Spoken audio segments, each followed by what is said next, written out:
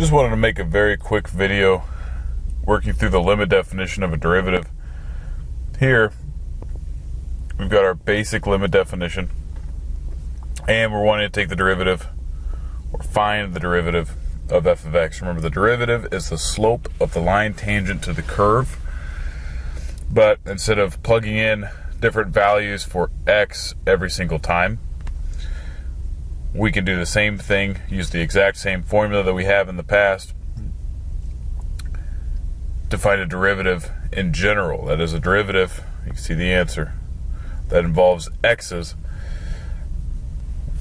Thus we have a function of x, the derivative written as a function of x.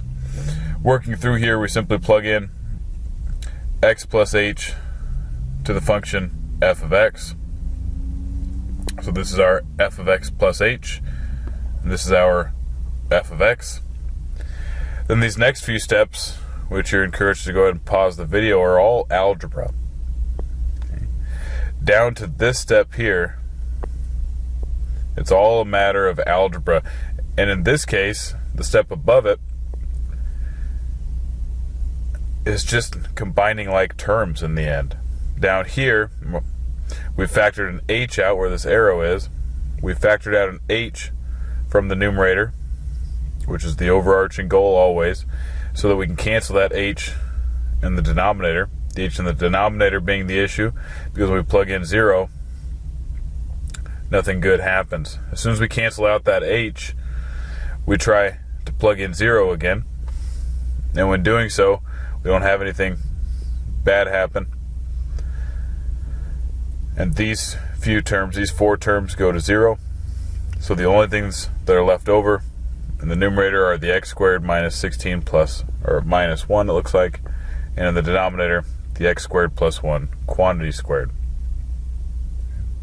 So the limit definition of the derivative, and we can also use the quotient rule to solve this.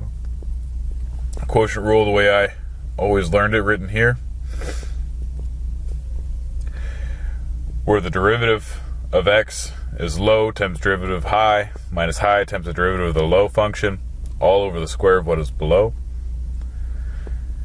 The whole point in using these rules, in this case the quotient rule or the chain rule or the product rule for other problems, the whole point excuse me, is to try to simplify the differentiation, the finding of the derivative. In this case, we've got a top and bottom function, so if I can find just the derivative of the top function, d high, and just the derivative of the bottom function, d low, that dramatically simplifies what we're looking at.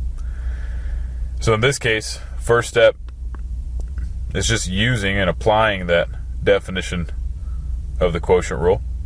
So plugging in the bottom function, the low function, times the derivative of the high function. Notice I didn't take a derivative.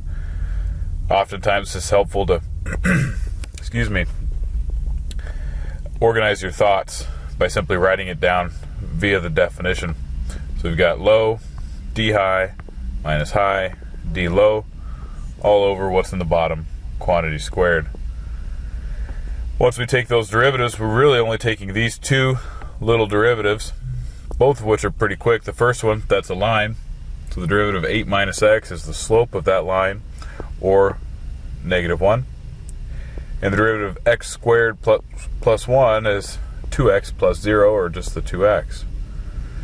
Then it's just a matter of simplifying the numerator in order to get the same thing that we got with a limit.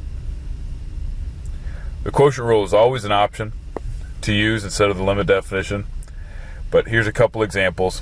Again, quotient rule